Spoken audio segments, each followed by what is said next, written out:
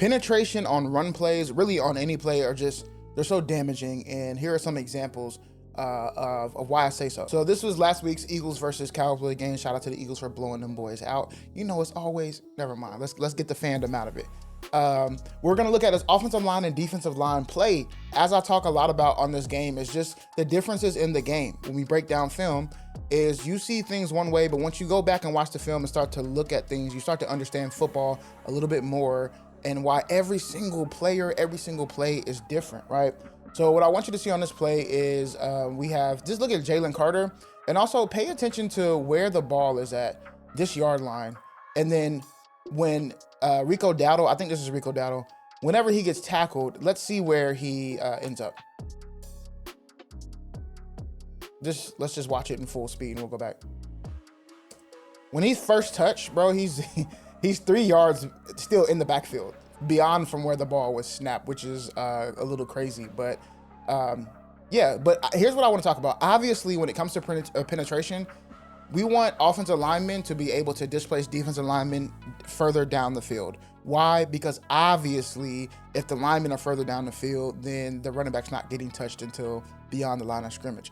But I want y'all to think about this in the sense of what options does the running back have versus what options does the running back not have whenever there's penetration from the defense. So as you can see, Jalen Carter he does a fantastic job of creating penetration on defense, pushed him back like 3-4 yards. And just look at this freeze frame. He doesn't have much options. He's gonna either run into his teammate or make one cut and run into Nolan Smith. There's not a lot of options you get whenever offensive lineman is displaced backwards. But I do wanna show you a play in which the Cowboys displaced the Eagles defensive line. Let's look at that play. So here's the play from this angle. It doesn't look like much from this angle. It looks like Ezekiel Elliott is just gonna dive forward for a gain of 4, 5, 6 yards, which is really good. Most people, you want that almost every single play. But here we go. So let's look again at the line of scrimmage right here. And look where this is a beautiful freeze frame. See if I can catch it real quick. I'm gonna pause like right here. Look at the ball was snapped here. Most people are beyond that line of scrimmage besides maybe 67, but almost everybody else, 40's downhill, 73's downhill, the center's downhill. Most everybody is beyond that line of scrimmage. They have displaced the defensive line forward for them backwards. And look at the options that Ezekiel Elliott has, bro. He can go here, he can go here. If he wanted to cut all the way back, he can go there. If he wanted to make a jump cut and something else showed up, he can go there. That is why, now what he does is stick his head down and get 4 or 5 yards, which for a run play is good. But I think we're kind of accustomed to seeing and wanting every single run play to be like a 9 or 10 yard run play. No, if you get 4 yards on a run play, there's 4 downs. If you get 4 yards and you get another 4 yards, that's 8 yards. You get another 4 yards on first down, that's a first down, right? Or third down, that's a first down. So this is a good running play.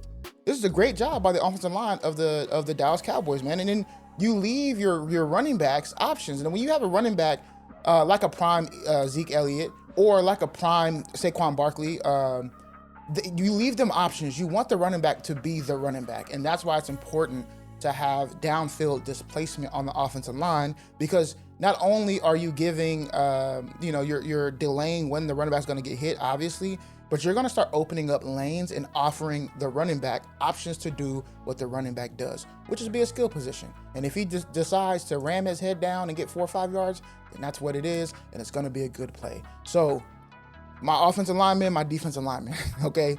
Penetration kills. You know this already, but here's examples of how it does.